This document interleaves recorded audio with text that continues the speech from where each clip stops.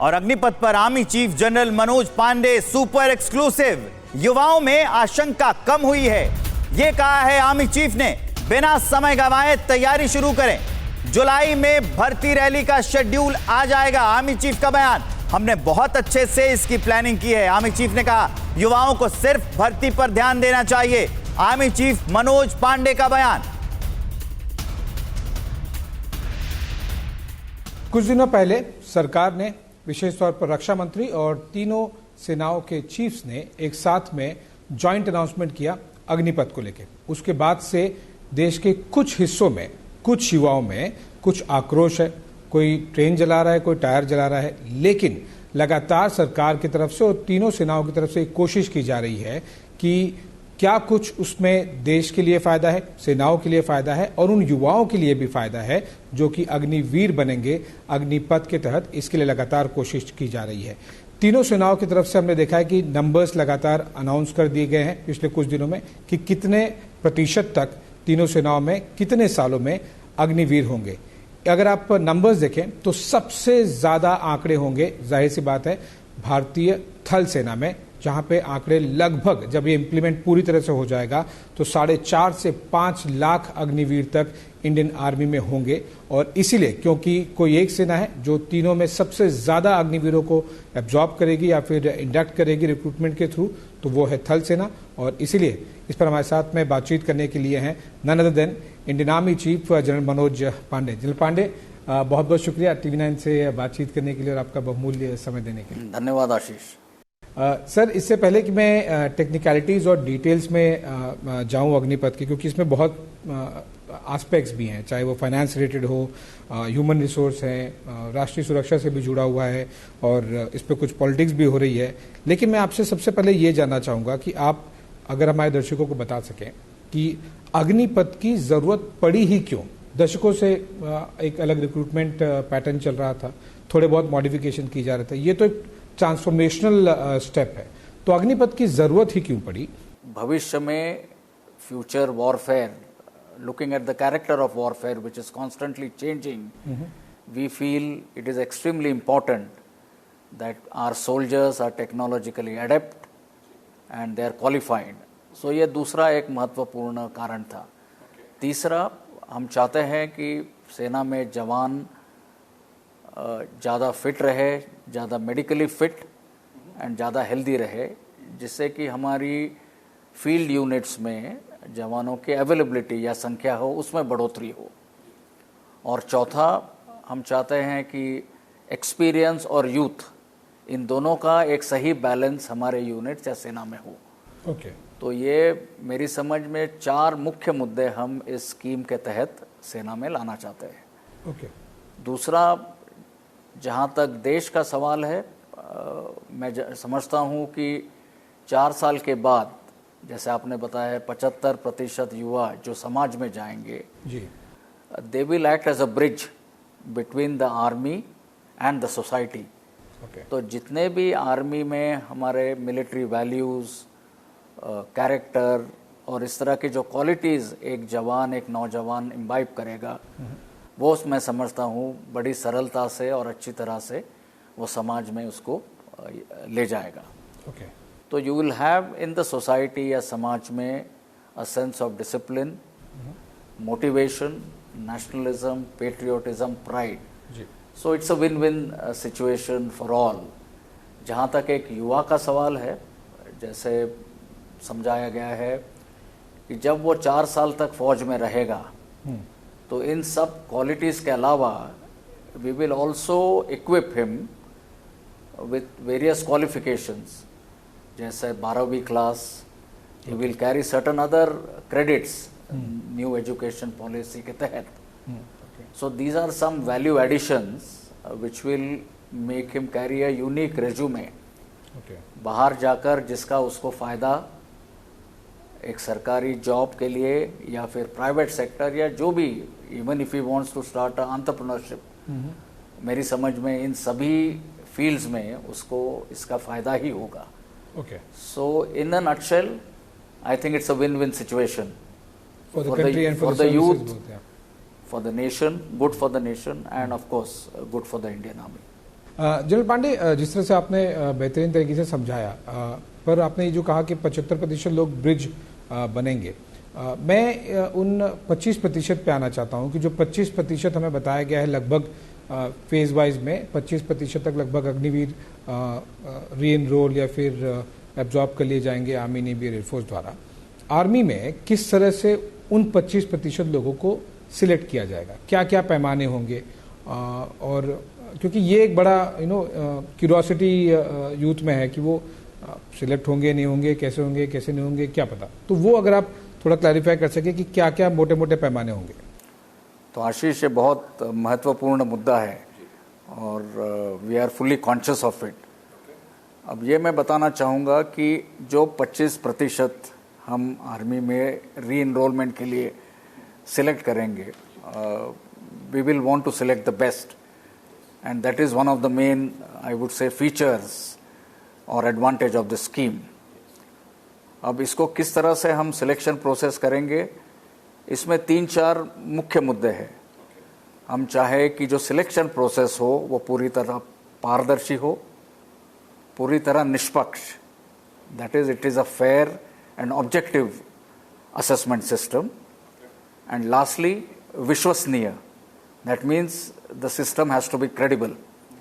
तो इन तीनों मुद्दों को ध्यान में रखते हुए और with these objectives we will evolve a system wherein we select the best out of the Agniveers who have got enrolled. So we are focusing on that. We will have a centralized database, and based on automation and looking at the practicality, we are convinced and that we will be able to have a very fair, transparent, objective and a credible system to make sure that The best among the best is absolutely yes. Okay.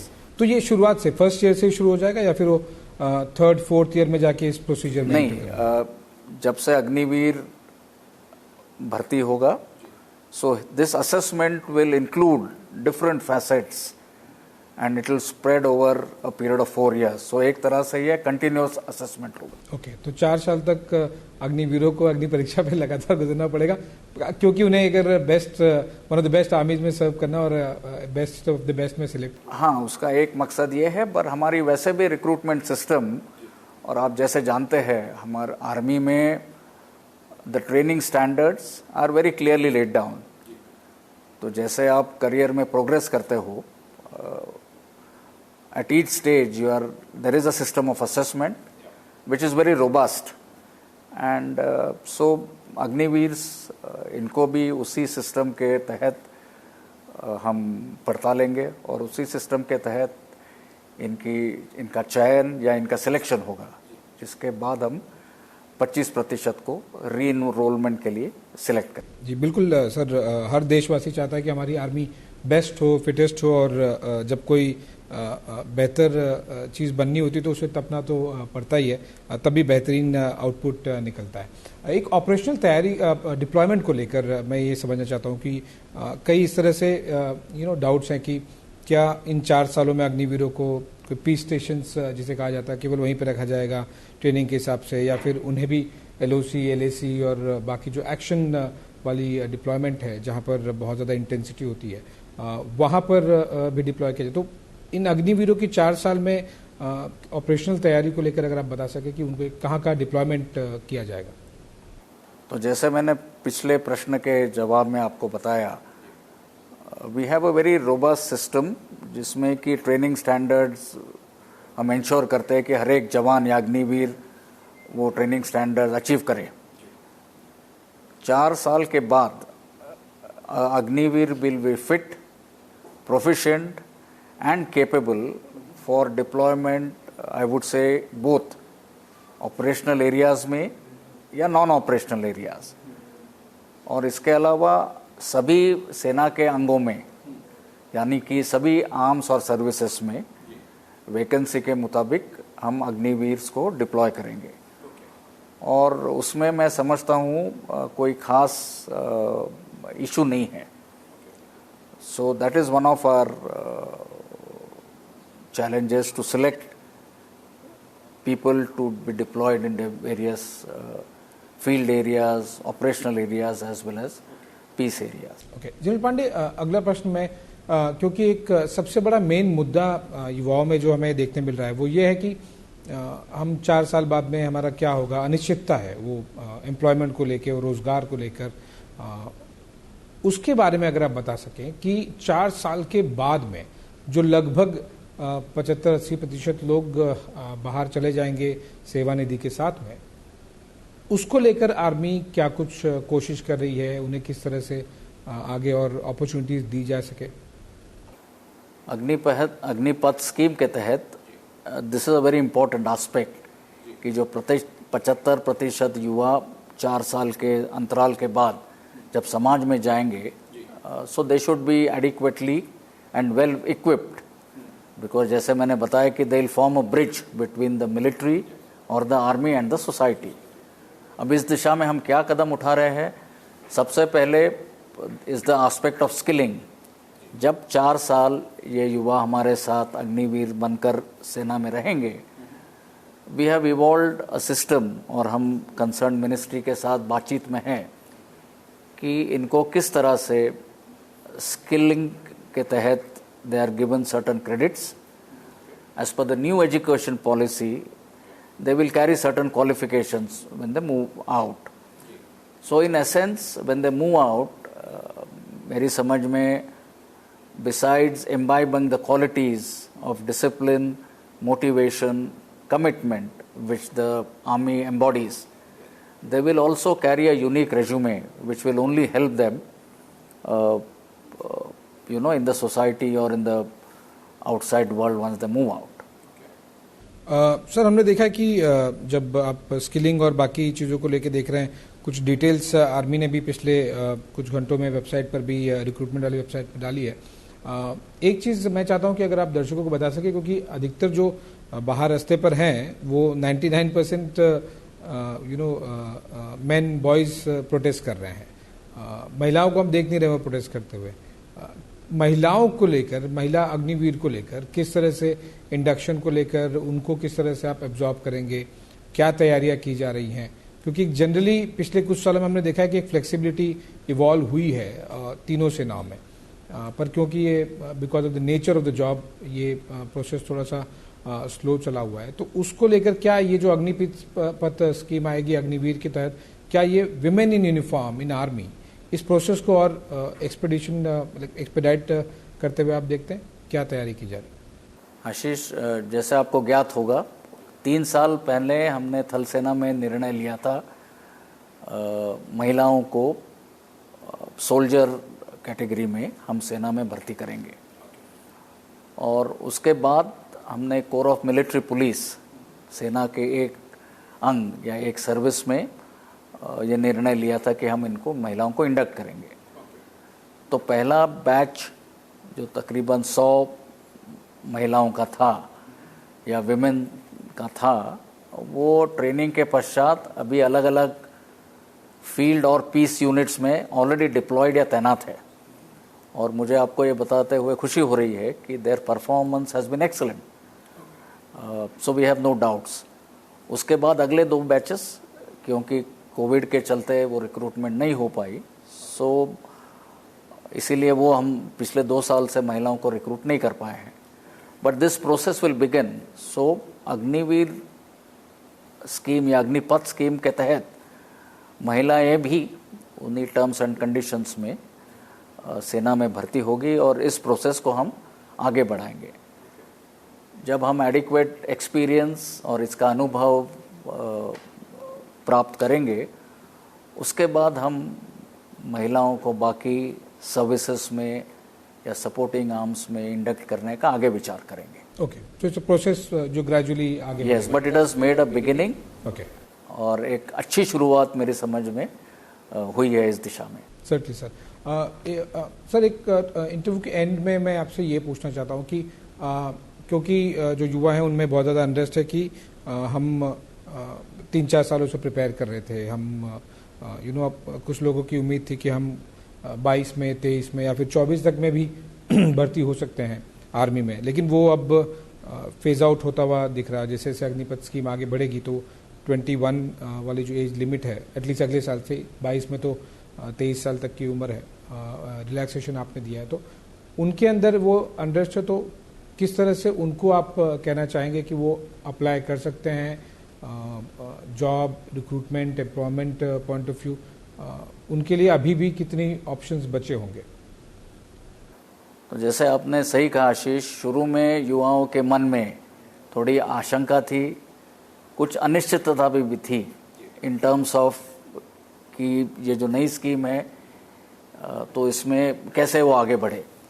पर पिछले 5-6 दिन में आपने जैसे देखा होगा जिस तरीके से और जानकारी स्कीम के बारे में युवाओं को मिल रही है, सो ये अनिश्चितता और ये आशंका मेरी समझ में कई मात्रा में कम हुई है।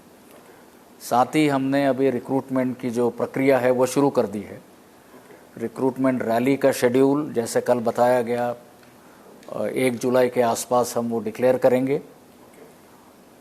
तो मेरी युवाओं से यही अपील रहेगी कि अभी बिना समय व्यर्थ करते हुए अपने रिक्रूटमेंट की तैयारी शुरू करें, और ये जो सुनहरा अवसर उनको मिला है देश सेवा के लिए और अपने खुद उज्जवल भविष्य के लिए, उसका ये पूरा फ़ायदा उठाएं। Okay sir, before let you go, ये एक चीज़ मुझे समझना, और मैं चाहूँगा कि आप ये जो युवा सुन रहे होंगे जिनकी एस्पिरेशन है, या फिर जो लोग अपने बच्चों को और भाइयों बहनों को देखते हैं आर्मी में, नेवी एयरफोर्स में जाते हुए, अगर आप ये समझा सके कि आर्मी का जो अग्निवीर का इंडक्शन होगा, रिक्रूटमेंट बेसिकली, वो नेवी और एयरफोर्स से किन मायनों में अलग है? क्या कॉम्प्लेक्सिटीज होगी, क्या पिक्युलियरिटीज होगी?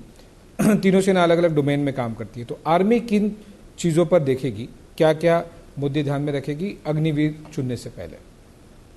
मोटे तौर पर सबसे पहला मुद्दा है संख्या का। So we are looking at very large numbers as far as army is concerned vis-a-vis airforce and the navy. दूसरी बात है कि आर्मी में आप जैसे जानते हैं अलग अलग अंग है।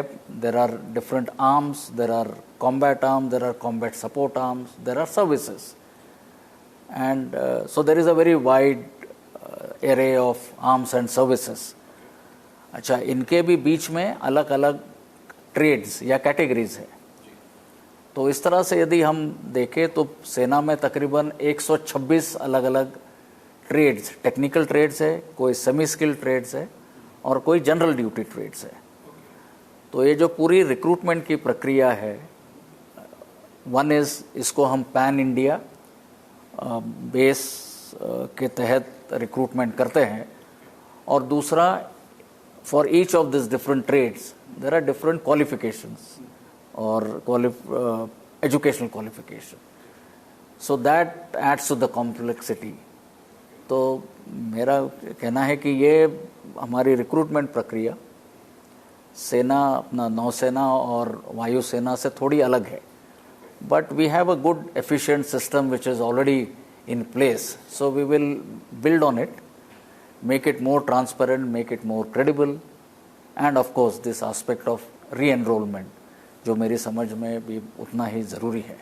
तो इन सब चीज़ों का मैं आपको आश्वस्त करना चाहता हूँ कि बड़े अच्छे तरीके से हमने इसकी प्लानिंग की है और इसका इम्प्लीमेंटेशन भी उतने ही सरलता से हम कर पाएंगे। Okay, one last thing sir, मैं चाहता हूँ कि आप उन युवाओं को एक कुछ कहें, कुछ मैसेज दें, क्योंकि हमने देखा कुछ दिनों पहले शुरुआत हुई ट्रेन जलाने से, फिर टायर जलाने से, फिर हिंसा में भी आ गए कुछ हुआ।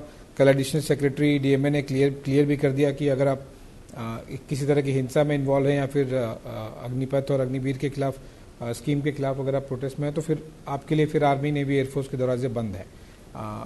आज ये बात भारत बंद तक पहुंच गई, तो ये जो प्रोटेस्ट हो रहे हैं उनमें से कई युवाओं के अंदर वो क्यूरियोसिटी है, आप उनको क्या कहना चाहेंगे? आपका मैसेज इंडियन आर्मी चीफ की तरफ से उन सारे प्रोटेस्टर्स के लिए जब वो आज भारत बंद की भी बात कर रहे हैं?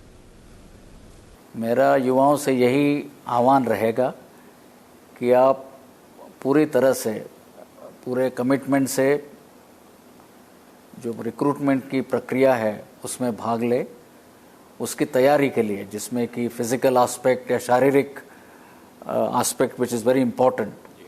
There is a written aspect, there is a medical aspect. तो इन सभी इसमें अपने आप को जो आपके पास समय है और ये अपॉर्चुनिटी या मौका मिला है उसका पूरा फ़ायदा उठाए, दोनों अपने खुद के उज्जवल भविष्य के लिए और दूसरा देश और समाज के लिए ये जो मौका मिला है इसका पूरी तरह फ़ायदा उठाए और इन चीज़ों पर ज़्यादा फोकस करे अगले 1-2 महीने में।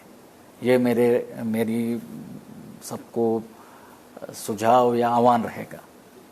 चलिए, on that note general Pande, बहुत बहुत शुक्रिया, आपने समय दिया और टीवी 9 के भारतवर्ष के दर्शकों को, और उनके जरिए और भी बहुत ज़्यादा बहुत पब्लिसिटी होगी और लोग एक दूसरे को दिखाएंगे और समझाएंगे कि लगातार जो कोशिश की जा रही है पिछले कुछ दिनों से सरकार की तरफ से, मिनिस्ट्री की तरफ से, तीनों सेनाओं की तरफ से, कि अगर कोई चीज़ में समझने में कमी रहेगी तो तीनों थल सेनाओं और नौसेना और वायुसेना चीफ से भी हमने बातचीत की, तो तीनों में आपके ज़रिए हम ये कोशिश कर रहे हैं कि उन युवाओं को एक सही मैसेज पहुंचे और समझे, तो उसके लिए आपने समय निकाला, बहुत बहुत शुक्रिया जनरल पांडे। धन्यवाद आशीष। Thank you sir.